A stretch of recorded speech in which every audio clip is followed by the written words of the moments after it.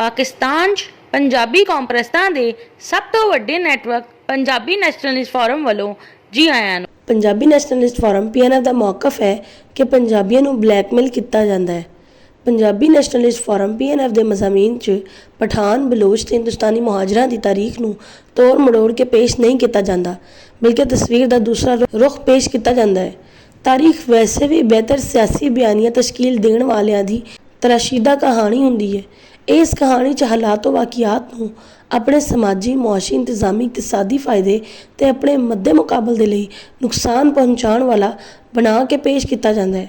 ਪੰਜਾਬੀ ਕੌਮ ਜਦ ਪਠਾਨ, ਬਲੋਚ ਤੇ ਹਿੰਦੁਸਤਾਨੀ ਮੁਹਾਜਰਾਂ ਦੇ ਖੁਦ ਸਾਖਤਾ ਬਣਾਏ ਗਏ ਸਿਆਸੀ ਬਿਆਨੀਆਂ ਨੂੰ ਬਰਦਾਸ਼ਤ ਕਰਦੀ ਰਹੀ ਹੈ ਤੇ ਹੁਣ ਪਠਾਨ, ਬਲੋਚ ਤੇ ਹਿੰਦੁਸਤਾਨੀ ਮੁਹਾਜਰ ਵੀ PNF ਦਾ ਸਿਆਸੀ ਬਿਆਨੀਆਂ ਸੁਣਿਆ ਕਰਨ।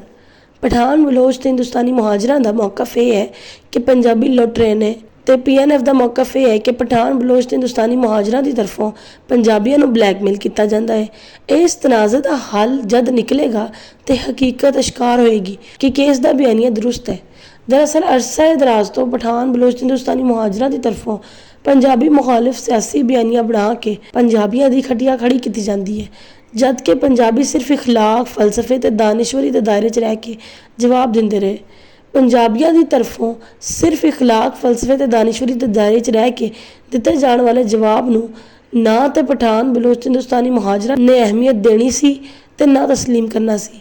ਇਸ ਲਈ ਇਹਨਾਂ ਨੂੰ ਨਾ ਤੇ ਅਹਿਮੀਅਤ ਦਿੱਤੀ ਨਾ ਤੇ ਤਸਲੀਮ ਕੀਤਾ। ਇਸ ਲਈ PNF ਦੀ ਤਰਫੋਂ ਹੁਣ ਬਿਹਤਰ ਇਹੀ ਸਮਝਿਆ ਜਾ ਰਿਹਾ ਹੈ ਕਿ ਇਖਲਾਕ, ਫਲਸਫੇ ਤੇ ਦਾਨਿਸ਼ਵਰੀ ਦੇ ਦਾਇਰੇ 'ਚ ਰਹਿ ਕੇ ਪਠਾਨ, ਬਲੋਚ ਤੇ ਹਿੰਦੁਸਤਾਨੀ ਮੁਹਾਜਰਾਂ ਨੂੰ ਮੁਤਮਈਨ ਕਰਕੇ ਮੁਫਾਹਮਤ ਕਰਨ 'ਚ ਵਕਤ ਜ਼ਾਇਆ ਕਰਨ ਦੇ ਬਜਾਏ ਪੰਜਾਬੀਆਂ ਦੇ ਲਈ ਸਿਆਸੀ ਬਿਆਨੀਆਂ ਬਣਾਉਣ 'ਤੇ ਧਿਆਨ ਦਿੱਤਾ ਜਾਏ।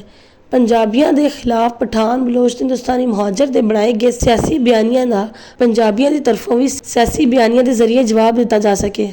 ਪਠਾਨ, ਬਲੋਚ ਤੇ ਹਿੰਦੁਸਤਾਨੀ ਮੁਹਾਜਰਾਂ ਦੀ ਪੰਜਾਬੀਆਂ, ਕਸ਼ਮੀਰੀ, ਹਿੰਦੂ, ਡੇਰਾਵਾਲੀ ਦਾ ਸ਼ੁਮਾਰ ਪੰਜਾਬੀ ਕੌਮ ਜੰਦਾਏ ਦੇ ਖਿਲਾਫ ਸਿਆਸੀ ਸਫਬੰਦੀ ਦੇ ਮੁਕਾਬਲੇ 'ਚ ਪੰਜਾਬੀ, ਸਮਾਰਟ, ਬਰਾਹਵੀ, ਗਿਲਗਿਤੀ ਬਲਤਿਸਤਾਨੀ, ਕੋਹਿਸਤਾਨੀ, ਚਰਾਲੀ, ਸਵਾਤੀ, ਗੁਜਰਾਤੀ, ਰਾਜਸਥਾਨੀ ਦੀ ਸਿਆਸੀ ਸਫਬੰਦੀ ਕੀਤੀ ਜਾਏ। ਫਿਜ਼ਿਕਸ 'ਚ ਨਿਊਟਨ ਦਾ ਕਾਨੂੰਨ ਨੰਬਰ 1 ਹੈ, ਹਰ ਅਮਲ ਦਾ ਰੱਦ ਅਮਲ ਹੁੰਦਾ ਹੈ, ਜਦਕਿ ਕਾਨੂੰਨ ਨੰਬਰ 2 ਹੈ ਕਿ ਹਰ ਅਮਲ ਦਾ ਬਰਾਬਰ ਤੇ ਉਲਟਾ ਰੱਦ ਅਮਲ ਹੁੰਦਾ ਹੈ।